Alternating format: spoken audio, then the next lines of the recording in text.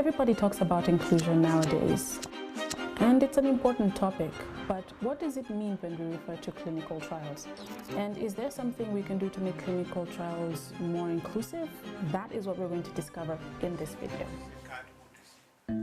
Inclusion is all about recruiting a diverse range of people like different ages, genders, ethnicities, and health conditions to participate in the clinical research of new medical interventions such as diagnostics, vaccines, and treatments. This ensures fairness and broad applicability of studies. Now, let's talk about ethnicity. Africa makes up 70% of the global population and faces significant health issues. And it's shocking that only about 2.5% of clinical trials happen there. That's a major gap that we need to address. Clinical trial is very important to have diversity. Treatment response for medical products and intervention vary between population. It has been shown very well that the genetic makeup of individual also contributes for affecting drug metabolism and excretion. But the inclusion in clinical trial is very less than 2.5%. But the disease burden is huge for Africa. So in clinical trial development, early at that stage, inclusion of, for example, gender, age, ethnicity, and various health conditions is very important to ensure that the safety and effectiveness of a drug is really established by doing this. These are the words of Professor Eleni Aklilu, who runs Proforma, a project that has united Ethiopia, Tanzania, Kenya, and Rwanda. This initiative centers on mass drug administration campaigns and vaccine introductions, serving as a platform to enhance pharmacovigilance capacity. Pharmacovigilance is the process of monitoring and assessing the safety of medicines and medical products to identify and prevent effects of safe use. Proforma is a pharmacovigilance project supported by EDCTP with a clear mission: to bolster local capacity in Africa for drug safety monitoring. The main objective of Proforma was to strengthen the national pharmacovigilance infrastructure and post-marketing surveillance system in 4 East African countries: Ethiopia, Tanzania, Kenya, and Rwanda. To ensure the strengthens the national pharmacovigilance infrastructure in these countries, we have developed a unique triangle model by involving academia, regulatory authorities, and public health. This Proforma model, triangle model, has been shown to be effective in East Africa, and we aim to extend it to the Central, Western, and Southern Africa, depending upon availability of funding. So this is our vision for the future. I think we have laid the ground for future pharmacovigilance endeavors and increased awareness. While Professor Aklilu emphasizes the importance of building capacity in the pharmacovigilance sector, other researchers believe it should also be a priority across all areas of clinical research. Individuals and institutions in countries with less well-developed health research systems, as well as female researchers, are often significantly disadvantaged. They all agree that to enhance clinical research capacity in Africa, a comprehensive approach is essential. This involves strengthening healthcare education and training, improving infrastructure and technology access, fostering research and innovation, and reinforcing health research systems. How can we ensure that Africa is adequately represented in clinical trials?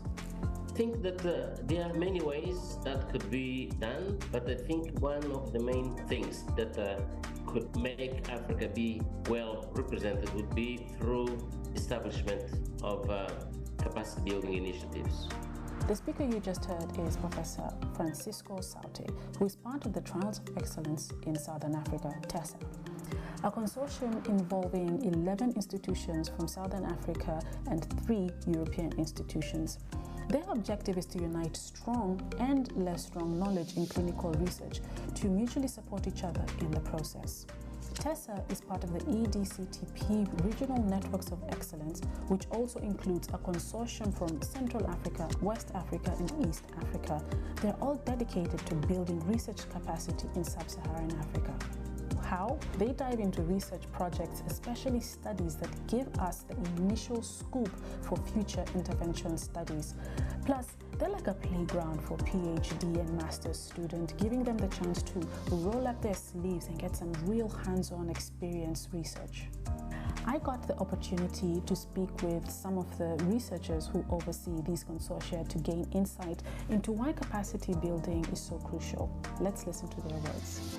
Capacity building is important especially in our regions, so that we can address our health challenges. EDCTP has funded a lot of clinical trial capacity, and I think we need that to make sure that our African leaders, our scientists, are really addressing the key concerns, the diseases that we face. We don't have to wait for the others.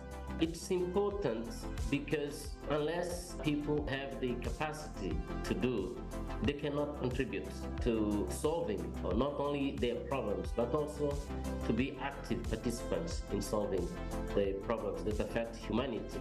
But what are the gaps that need to be addressed in Africa? Capacity building must be coupled with also making sure that those people have adequate infrastructure to be able to do their work.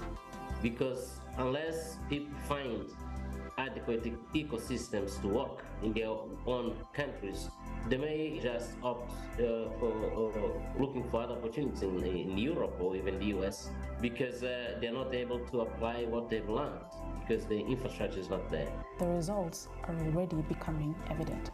The outcomes of what we've done speaks for themselves. We have been able to establish 3 reference labs here in the region, which serve not only research purpose, but also self-service platforms for training of people in the region. I think we have been able to, first of all, network. When we're writing our proposals, we're writing our application, we come together as scientists, we bring together ideas, and more recently, bringing in institutions that previously were not participating in research.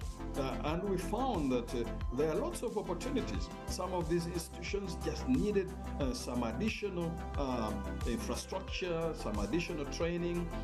Ethics committees in these institutions have been strengthened, and now we have a wider pool of institutions that can participate in research, a wider pool of scientists that can participate in research, which is very good for addressing our local needs. Capacity building goes beyond enhancing the inclusivity of clinical trials from an ethnic perspective. It also plays a crucial role in promoting gender equality. This includes incorporating gender-sensitive training into capacity building efforts. We try to achieve gender equity, and as an example, as of December of last year, 55% of our PhD students who had completed the actual PhD were male and 45 were female, but we have also been able to raise additional funding, so we now have a grant dedicated exclusively to training female scientists for the level of PhD. We may need to work harder to truly achieve full inclusion because we're not there yet. But these examples showed me a lot of people in research are working in that direction, and it's the only viable path. Because inclusion isn't just a nice to have, it's a must have for making medical interventions work for everyone.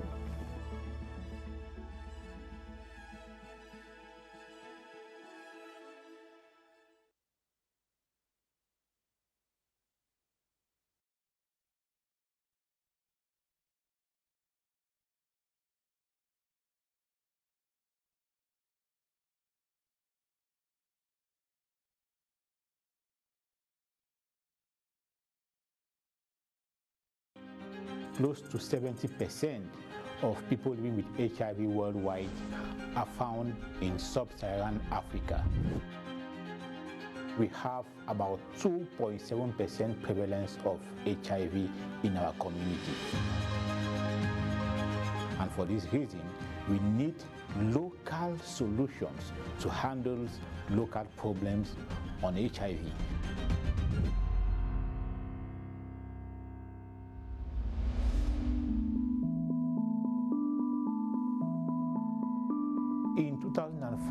still a student, and by then I knew many classmates, many family, many people in the community who were living with HIV, and most of them died, unfortunately. Why? Because by then the treatment options were limited, so that really prompted my anxiety to contribute into the fight against HIV in our context. As a young African virologist working in Cameroon, I did not have the standard capacity to better manage patients, to better design Cameroonians' HIV problem based on our local realities. So I had to move to Italy for 2 years to carry out my postdoctoral fellowship in medical virology. So I was able, from that experience, to now tailor my own African problem in the proposal that I submitted to EDCTP for my career development fellowship. I had to shape this project addressing a particular underserved population on HIV in Cameroon, children and adolescents. With the EDCTP grant, it made it very easy to come back and reintegrate the local system. I was coming with an offer. I was coming with a solution to our children living with HIV. So they created space for me. Through this project, we were offering a standard reference management that we have in all the high-income countries. We were offering this same system to African children in a resource-limited setting without them paying any money for this. So this research was a kind of demonstration that what is being done in the Western world can also be done in the African context for African patients by Africans. We are trying to change the game by bringing this new vision of personalized medicine. Adolescents are now responding to about 75–80% of good treatment response, thanks to contribution also from our study. We hope that tomorrow we may offer these children, these adolescents, a functional therapy by which they might be receiving just one shot a month or one shot every 2 months without taking any daily tablet anymore.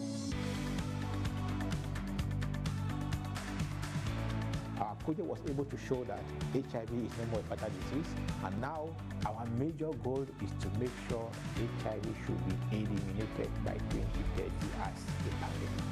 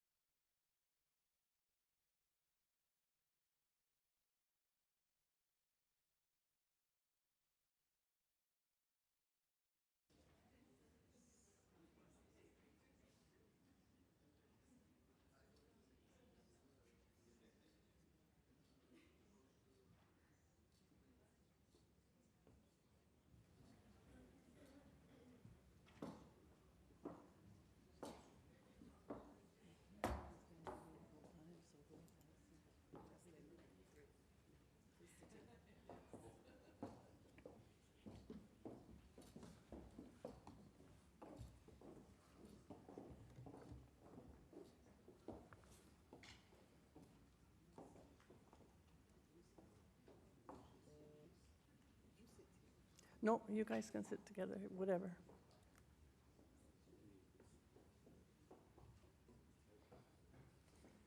Welcome, everyone, to this live debate. Welcome, everybody online who's joining us online, and they will be able to vote just as you are. And to all of you here in the Bordeaux Amphitheatre. I'm Kate Hankins from the Amsterdam Institute for Global Health and Development and McGill University. And we have two stellar debating teams here. Could you put up the slide? Make sure you've downloaded the forum app. You can do that. Remember, you got an email that gave you your own code to download the app and so on. We'll show you how the voting is going to go. We have a proposition. Maybe we can put the proposition up now. And the proposition is resetting of local priorities. Oh, I can change it myself. Okay. Perfect. Okay, well, let me just say, I'll introduce our speakers. So each side has a speaker who will speak first for 7 minutes, and then the other side responds for 7 minutes or makes their opening arguments. Then the second speaker has 4 minutes, and the other second speaker has 4 minutes. Then we close. They cannot say anything, and we're going to have a good discussion in the room. You can come to the mics, make your comments, try to sway people to your viewpoint.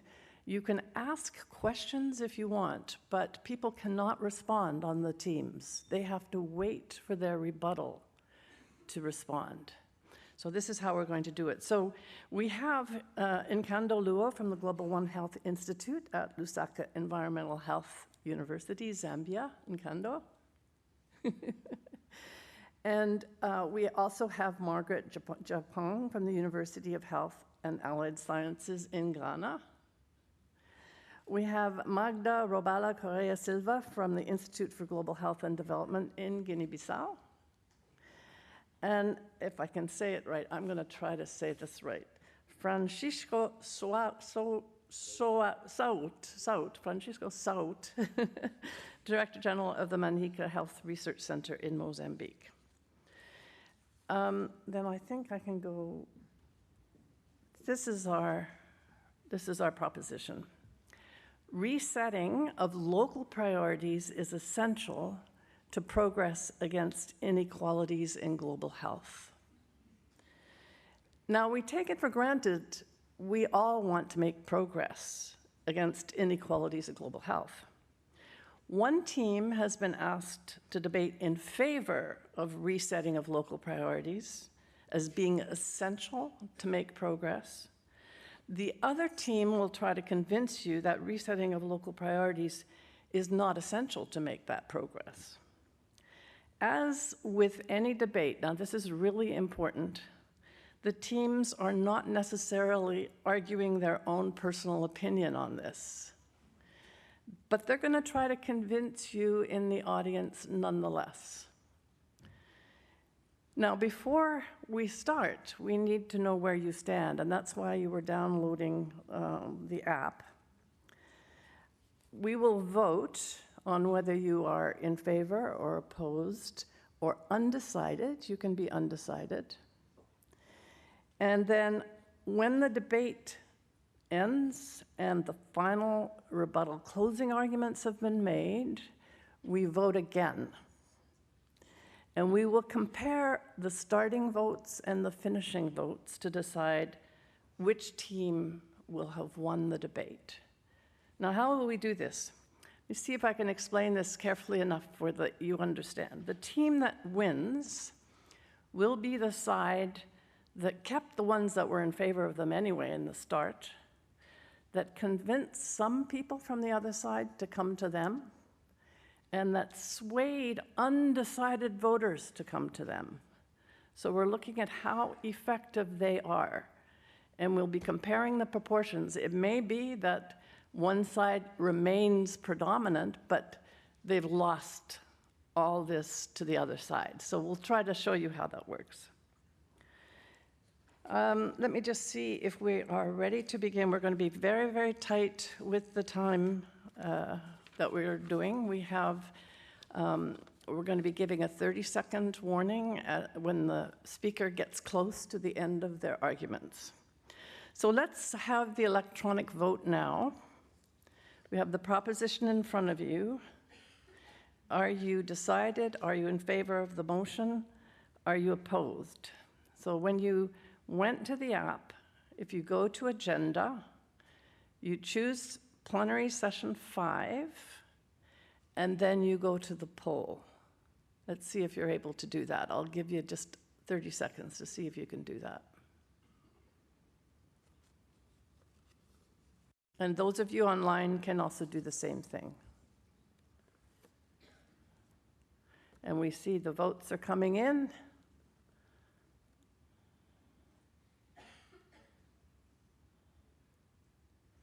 Nice to see so many of you undecided and ready to be swayed.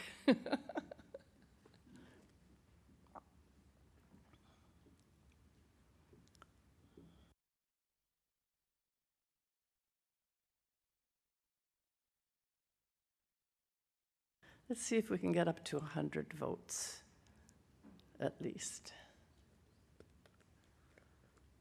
Almost there.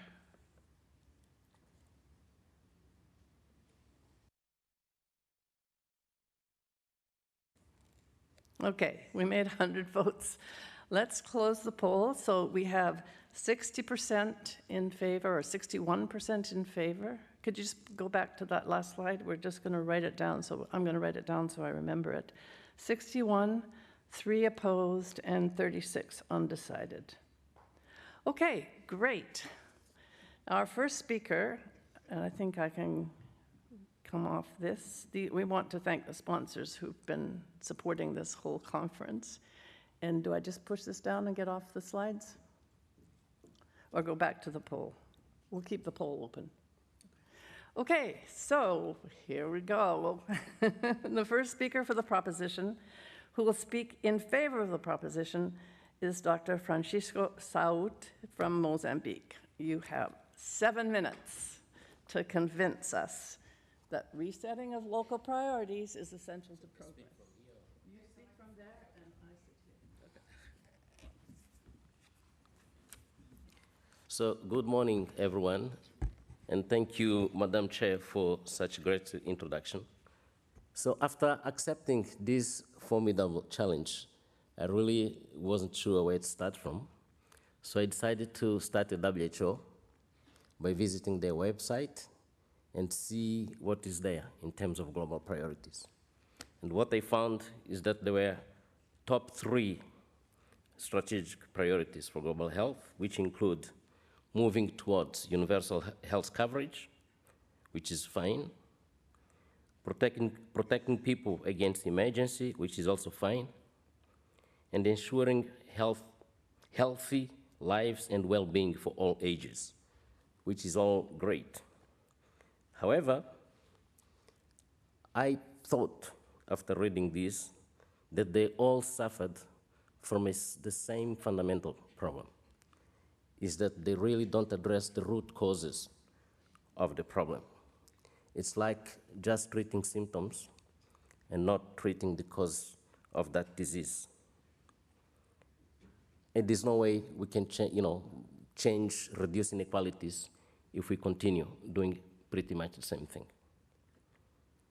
So what I'm proposing, it's something that's not a rocket science.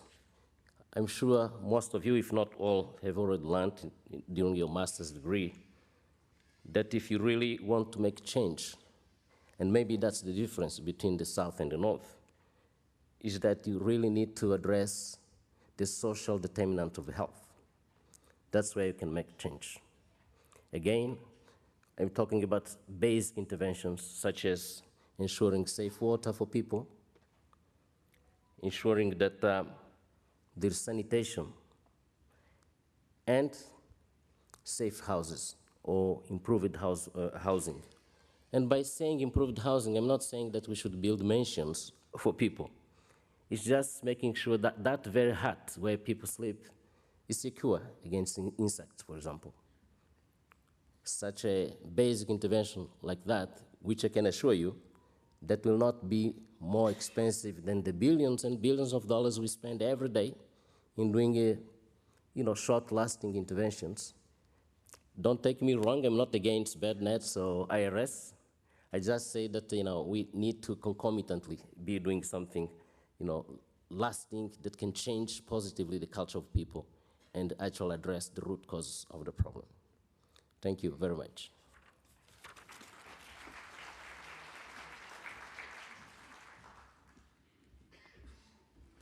Thank you, Dr. Saute.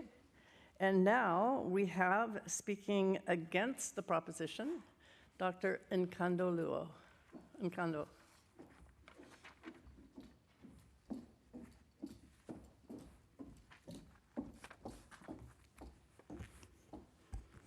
Thank you very much. I was listening very attentively for my colleague who is for the proposition. And I was thinking to myself that even if you set the most brilliant proposition at national level, there are a lot of things that we need to take into consideration in relation to the national and the global world. And usually when you sit, even in cabinet, you agree that this is the way we are going to set up priorities. Alas, when the Minister of Finance travels to the IMF to go and sign agreements with the IMF, they forget about national priorities. What is in the agreements with the IMF? Haircut, reduced spending on social sector, and when you talk of social sector, it is health and education, which are very critical to setting up national priorities. And also, when you do reduced spending, you start creating poverty in the country. And the people that are majority in our countries are poor and they are disadvantaged. Ministers of Commerce, Trade and Industry go to the World Trade Organization. They go and sign agreements. For example, in 2001, a TRIPS agreement was signed, which looks at even patency. And yet, we have no capacity to be able to protect our patency. It also reduces access to, for example, generic drugs, which are affordable. Our own presidents went to Abuja and signed the Abuja Declaration that said 15% of the national budget is going to go on the health sector. The question is, how many have delivered to that promise? So really setting up national priorities is not fix it all. We need to start opening up, interrogate, and do critical thinking around how we should proceed as developing countries, as Africa, to ensure that we reduce inequalities. As things stand now, until we all come to the table and agree on some of these agreements that have been done, some of the data that we're incurring, we are told that World Bank date is good. It's got very little interest. And we keep accumulating and accumulating. Before we know it all, our children and children's children are indebted.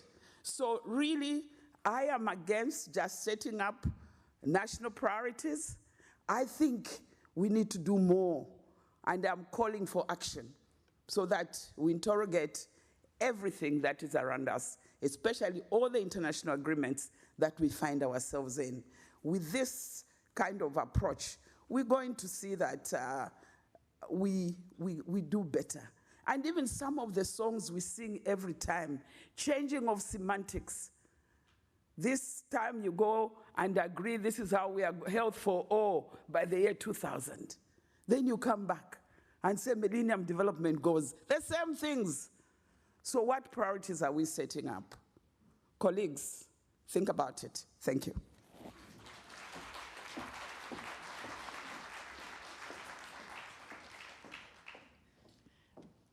I don't know. Oh, this is working great. I won't be walking up and down.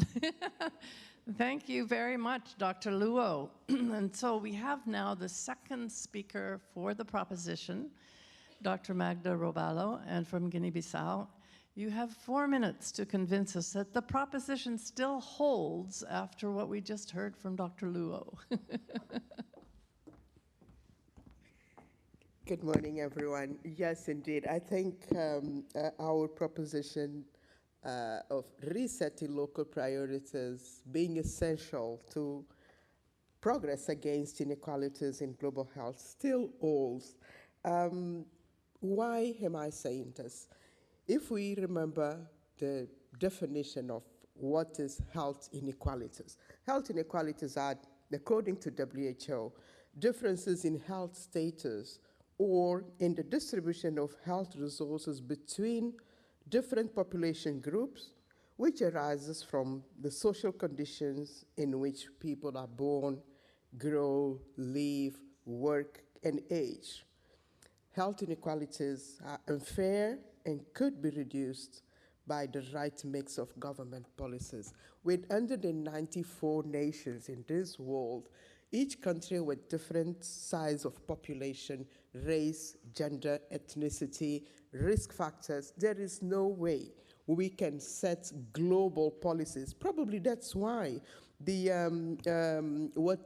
previous colleague was saying, that we set global policies, but they are not working. We have been to the World Trade Organization with the TRIPS agreement, and it's not working. We have said that's health for all by 2000, and we have not seen it because they are not based on realities, on social, cultural realities of countries. That's why we need to reset local priorities if we want to address the health inequalities. You cannot, for example, make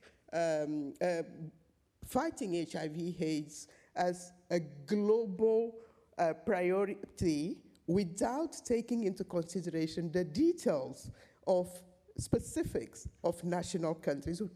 We have just seen an example from Cameroon, a scientist explaining why he needed to tailor the interventions and the solutions for fighting HIV in Cameroon because the global priorities don't fit for achieving results in its own country. So unless we go back to basics, we are not saying that the world should not converge on what are the major issues the world is confronting. But unless you come down to your specific realities and take the specific conditions of your people for you to decide what your priorities are going to be, we will never going to achieve health equality. If the, for example, in high-income countries, obesity between men and women is more or less the same. Hypertension is higher in men than women. When you come to low-income countries, obesity is higher in women. Hypertension is more or less the same. So if you don't know how to shape your priorities, invest your resources, you'll still have disparities in terms of health outcomes. Finally, just another example to say that health inequalities is not just in low and middle income countries. We have very high income countries, for example, the United States, when, for example, if you compare health outcomes from Black Americans to health outcomes from the rest of the population, you see that they are much worse. And if you don't address that, you are not addressing health inequalities. Thank you.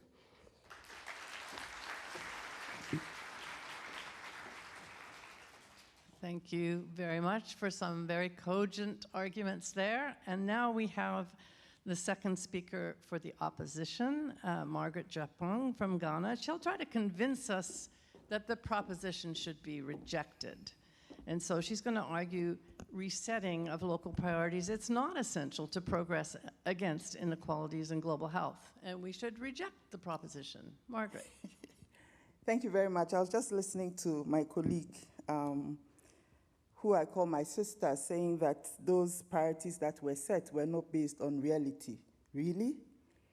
I think there has been all these declarations and all these priority settings. There have been engagements at different levels to be able to set these priorities. And since I've been in the health game, Bamako Initiative, talking about equity in access to care, looking at establishing realistic national drug policies to enhance the provision of essential drugs for sub-Saharan Africa.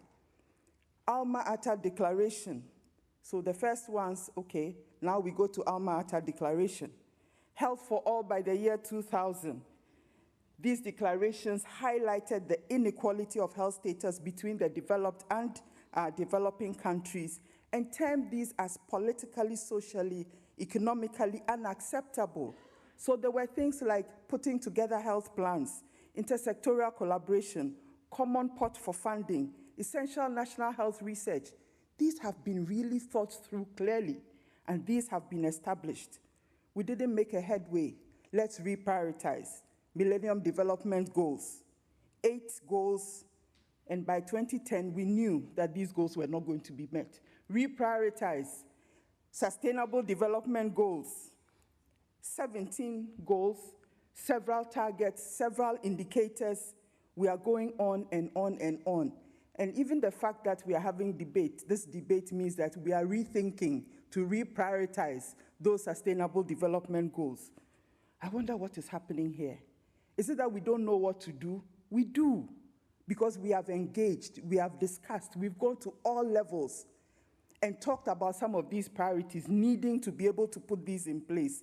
I don't think we need to reprioritize. We know what we have to do. Let's get ahead with it and do it. But we need to come together and make sure that this happens. If we don't do anything at all, we have Sustainable Development Goal 17, which talks about partnership.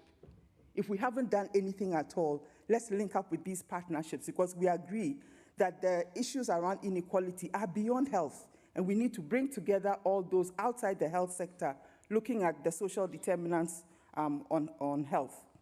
So on the eve of the SDG 17, I'm sure we'll be rethinking and trying to reprioritize.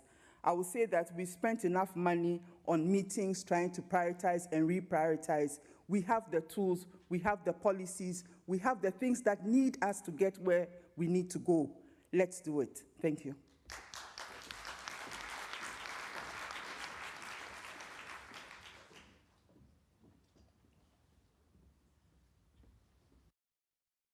Thank you to our debaters. And now they have to stay quiet. They cannot respond to anything you want to say.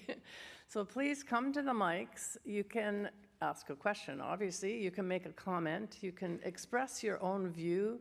You can try to sway people to one side or the other. Just identify yourself first and then let it rip. So we will also be checking online to see if there are comments coming in and questions. Yes, go ahead, first mic. Thank you very much, the excellent debaters. I'm Mohamed Afolabi from London School of Hygiene and Tropical Medicine. I want to agree with the proposition put forward by Professor Margaret Japong. We have all this priority, but could it be that we are not putting realistic timelines to achieve the priorities? So because like Earth for All 2000, by 2000, and the Millennium Development Goal by 2015, and now SDG by 2030. So can we look inward and look at all these 15 years timeline that we are putting in? The priorities are good on documents, in papers, but are we actually setting realistic timelines? That would be my question. Thank you. Thank you. And if you're supporting Margaret's arguments, then you're opposed to this proposition, right? Other comments, other questions?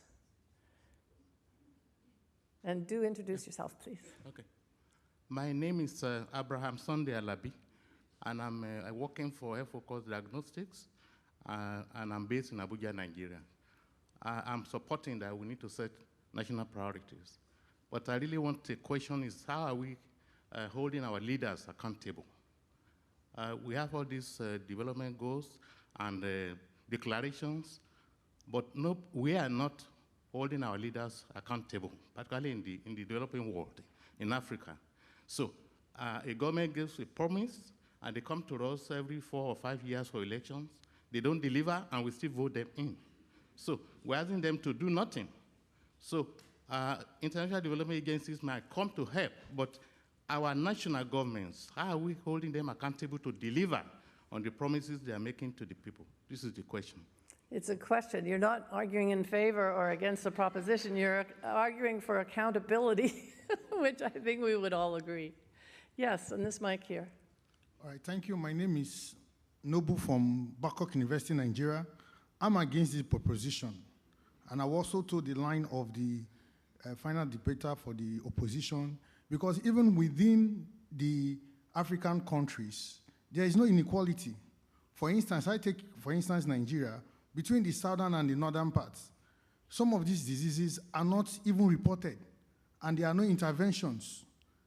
I was schooled in the south. I kept on hearing about cerebral malaria. I never saw a case. I went to the north. It was a common thing. So I think priorities should be made for the countries themselves to first of all cause inequality among the population. And of course, in many African countries, you have different ethnic groups. And the ethnic groups that is in political power gets to have more of these interventions done, while the other ones are left in limbo. So before we want to prioritize to have the same inequality with international world, we have to first of all at home be able to make sure that everybody have access to this healthcare. Then from there, when we are sure, and then we can have forums like this or forums like this within the country where people from all over come, they give their debates, they give their data, and we assess them before we now say we want to now be at par with international. Otherwise, we keep doing the same thing as he said, repeating the same priorities and getting no result. Thank you. Thank you. So you are arguing in favor of resetting local priorities to look at what the distribution of the burden of disease is within countries. Is that right? Have I understood that? Okay, good. Do we have anything coming in online? Nothing yet? All right. This first mic, then? You might have to bring it down. Tip it down. Yeah, that should. Okay. Well, I would like... Introduce yourself. Oh, sorry. Hello. I'm Lenia Swenda from Medicines for Africa. I would like to argue that I would like to support the motion. I think we do need to reset priorities. We have built health systems that are trying to address entire population health needs using vertical systems that are focusing on individual diseases. We heard a few days ago how a woman is more likely to be tested for, let's say, HIV when they present to a clinic, but they, end up dying because they have anemia, something that is very unlikely to be tested because our systems are very focused on very, very narrowly defined diseases and forgetting that Africans actually don't suffer from only AIDS, malaria, TB. We suffer from everything. We've got cancer, high blood pressure, everything, anemia, you name it. And we are losing a lot of people because the priorities that we have in our countries, what we focus on as the main things that we need to look at, are defined not by ourselves, but by people who are looking at the threat that Africans pose to the entire global system. We look at health from the objective of the health security threat that we pose to other countries. That is the priority that we are using to run our health systems. And I would argue that we need health systems that meet all of our needs, not just some of the needs that are threat to those people that we pose from here. So from that perspective, we need health systems that really looks at the entire individual, not just a little part that is a concern to somebody else. Thank you. So powerful argument in favor of the proposition. And we have something online coming in.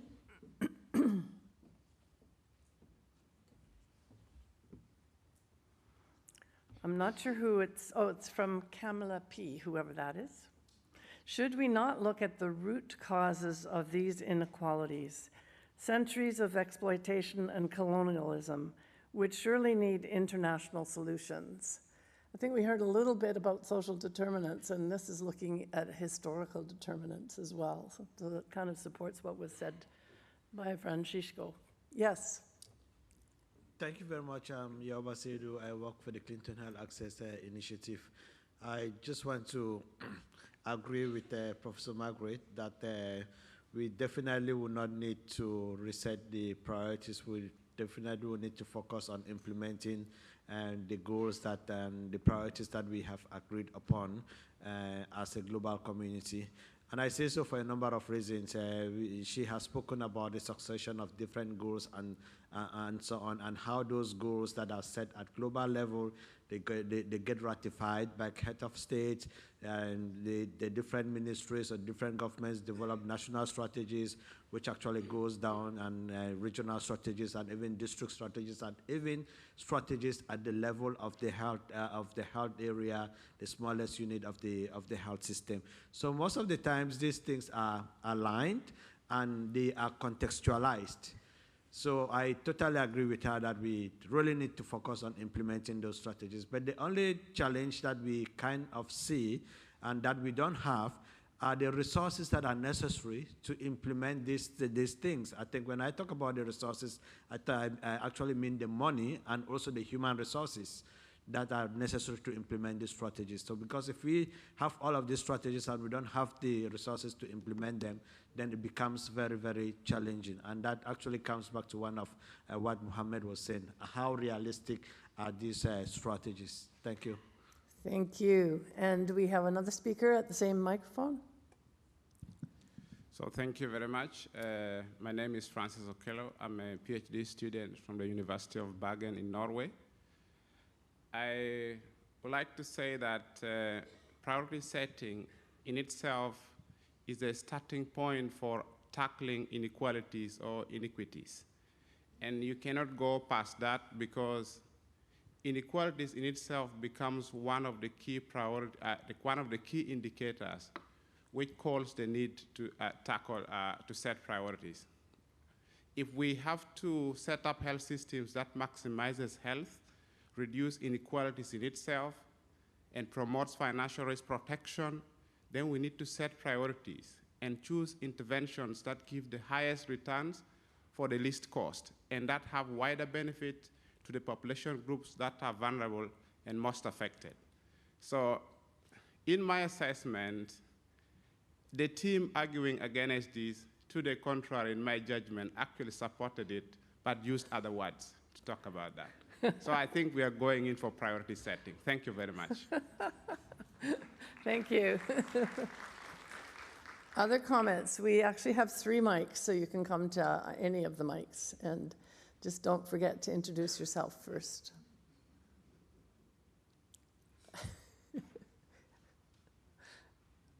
Christian Nauer from Switzerland, but I lived also in the Philippines for 15 years, also among the poor. And I'm against the proposition, and I want to connect to the online comment. I think that we all know that the social determinants of health are very important, and we often talk about the need to address poverty. And connected to poverty are issues of injustice and structural issues. And I think as a health community, we are struggling to really tackle these issues, but I think we have to, because these are really the major forces, and it's difficult to address them, but we have to find a way. That's a good supporting comment for the online comment came in. Anything more coming in online? We have one more while you're getting to the mic. Okay, so this is coming in from Adrian Boucher. From the COVID-19 experience, looking at the flows of research funding, we saw that there was a much closer alignment of research projects taking place in Africa to global priorities than to more local African ones. In this respect, I'm not sure what the continuous shifting and realigning of priorities will achieve in itself if other measures aren't also introduced. We all know what it's like to work on your priorities over and over and over again without them being implemented or going forward. Okay, other comments from the audience? Yes. My name's Stuart Halford from Uniting to Combat NTDs. For me, it's about priorities. Who is setting the priorities? You know, if you cannot set priorities for the local context, then you know they're going to be of absolutely no relevance at the local level. Having global priorities is great, but it's dictated mainly by the wealthier nations, as we know. And it's that lack of accountability that is a real problem, because without that accountability, you're not going to go anywhere. We talk about declarations, we talk about resolutions, we talk about development goals and so on and so forth, but they're all aspirational. There's nothing binding on a state when it comes to a declaration or a resolution or development goals. Without obligations, you're not going to get states to be able to prioritize at the national level the areas that need to be focused on. Thank you. So we're hearing these themes of accountability, historical themes of colonialism and etc., and then this tension between local priority setting. Any more comments before we vote? It's your last chance to sway things. And she's back to the mic. Yes. So somebody made a comment earlier. I think it was Prof. Gyapong, right? Why do we keep reprioritizing? Why don't we just we know what to do, and we know how to do it. Why don't we just do it? And then someone made a comment about resources, that, well, we don't have resources to do this. I would actually like to rebut that. I don't believe for a second that this is a question of not having resources. It's a question of how resources are distributed. If you look at, if we just start at global trade, the rules that we have of how nations trade with one another, that system that was established that is very much biased against one group of countries versus the other, I think that system ensures that the way that resources, the way that we make, even just if we think about medicines, how medicines are made in the world. For the longest time when I entered global health, as a young graduate, if you started having that conversation and the IMF was in the room or the World Bank, that question was shot down. It's out of the question. There is no way medicines can ever be made in Africa. But it was the same with India before they started making medicines. But then COVID pandemic came, and we saw how that systemic inequality that is coming from up here and would be, if we allowed, a globally distributed manufacturing capacity in the world where you have regionalized production of medicines, what we saw during COVID would never happen, where you have import-export bans and all kinds of things that were making sure that medical products that are needed by Africans could not get there. And they had nothing because the global system of trade and how we decide what's made where and how countries trade said these things could not be done in Africa. So I think that if we are to address inequality, we need to start thinking about economic issues, that decisions that are made at a global level to make sure that those things are fair. If you look at food production, food security, there are agreements at the Global Trade Organization that you shouldn't subsidize your local farmers and everything. And African countries cannot, the African governments, they cannot support their own farmers. And yet in Europe, farmers get subsidies all the time, and they produce and they come and they bring their products in the US. Those products are dumped into African nations. What happens to African farmers? They are not able to produce. But all of those things are critical to reducing inequality. If we are producing food in African nations and being able to provide and feed people in African nations, you create jobs, you create livelihoods, you create food security. All of those things are the social determinants of health that somebody talked about. If we are to produce some medicines on the African continent, you're going to grow industries, you're going to grow jobs, you're going to create entire local economies. That is how you reduce poverty. That is how you reduce inequality, and that's how you ensure health equality. Thank you. Thank you. some themes there. One that I really picked up on is we've got lessons from COVID that we can move forward. We can move on the momentum of them, but we have to do it now to address a lot of things. Yes, at this mic. Thank you. Andrew Weeks, University of Liverpool in the UK.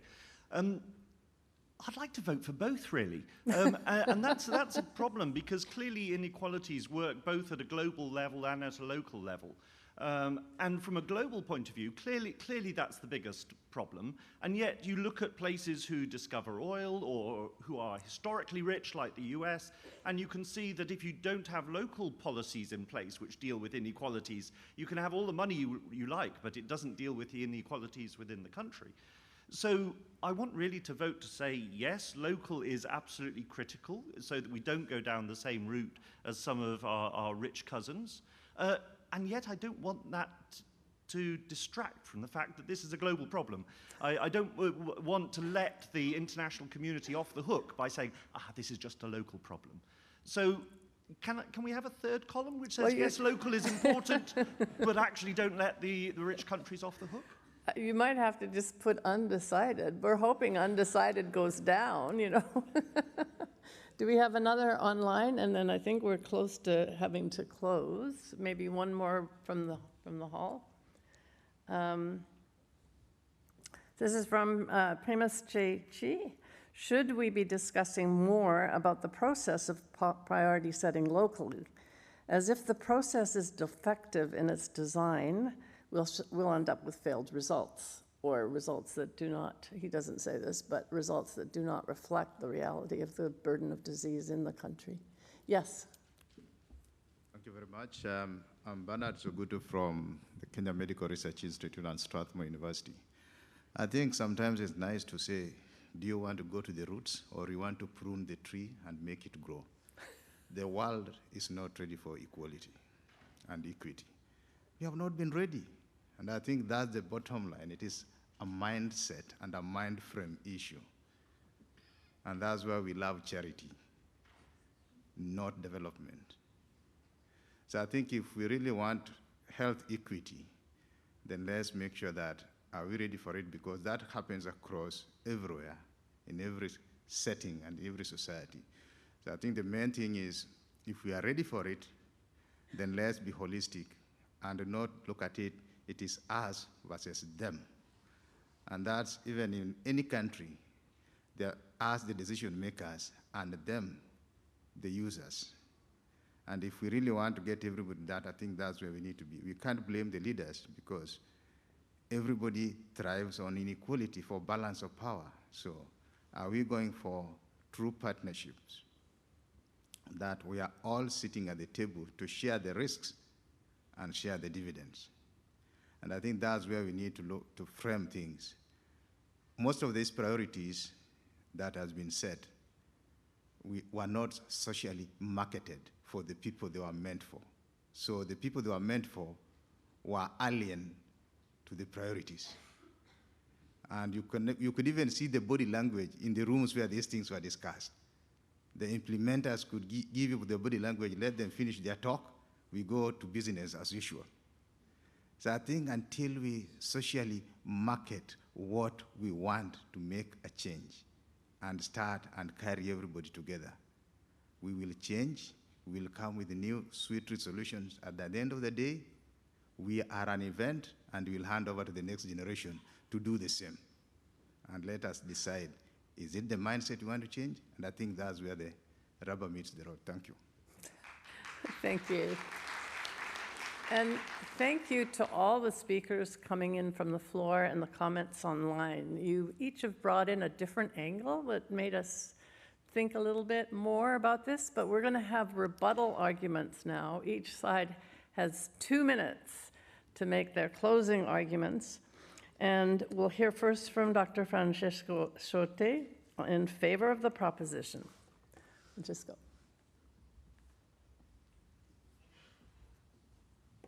Thank you very much. I think most of the speakers here made my life easier.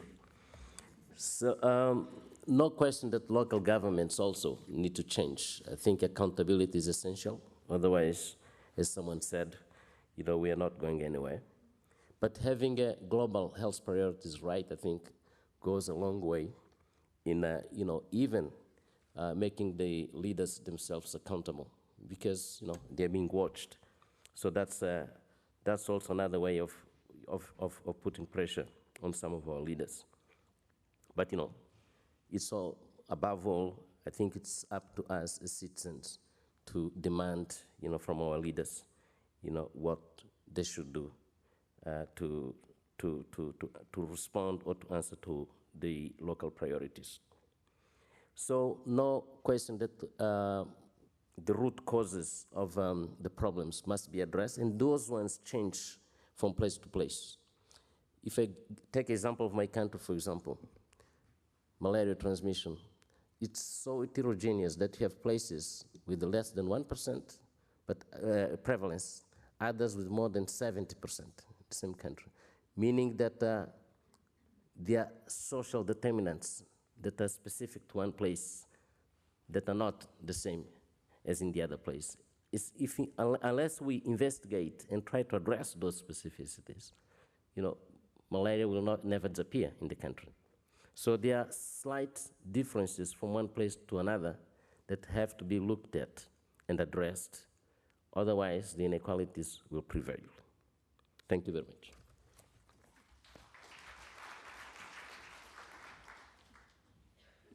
And thank you very much. We invite now Dr. Nkandoluo to make the closing rebuttal argument for the side against the proposition.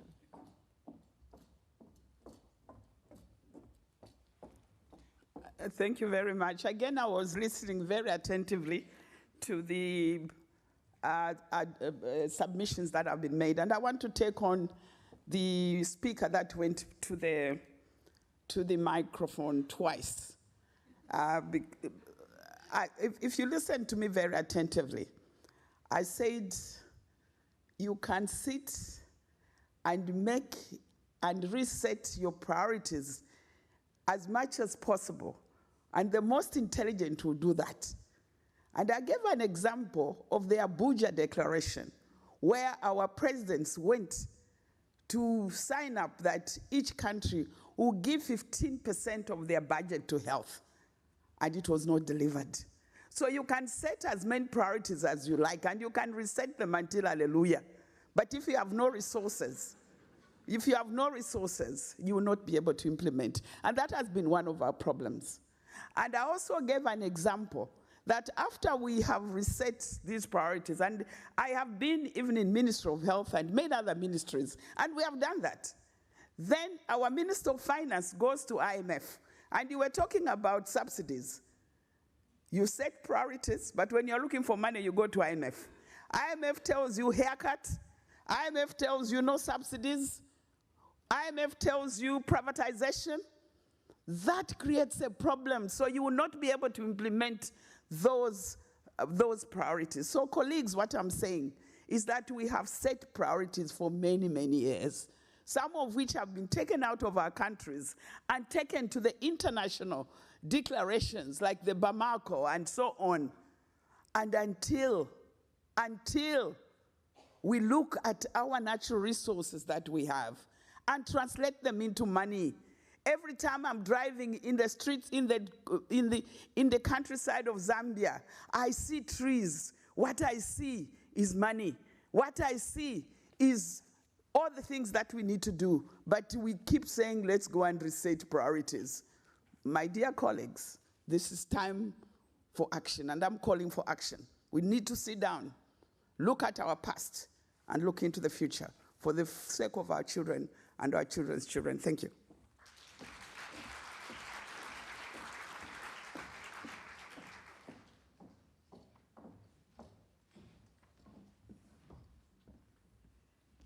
Okay, powerful arguments on both sides. Now go to your app again and prepare to vote. And you'll be voting again on whether you're in favor of the proposition. And we had 61% before, and whether you're opposed, we had 3% before. Whoa, look at this. This is moving. Keep voting.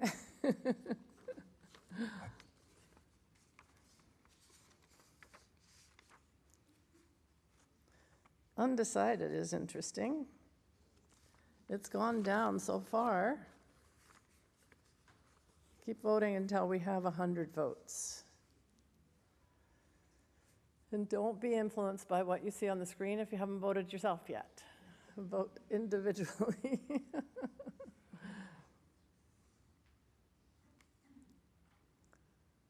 Okay, we have 100 votes. Let's close the poll. Just leave that on the screen. So do you understand who has won here? Okay, the team that has won is the team opposed to the proposition. They have gone from 3% who held their position at the start to 30%, a 10-fold increase.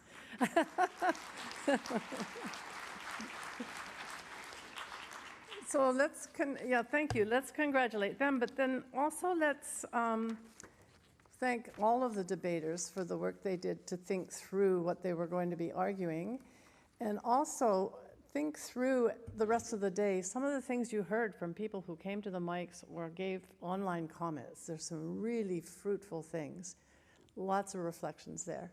So thank you all for your attention, for your voting, and thank you to our debaters.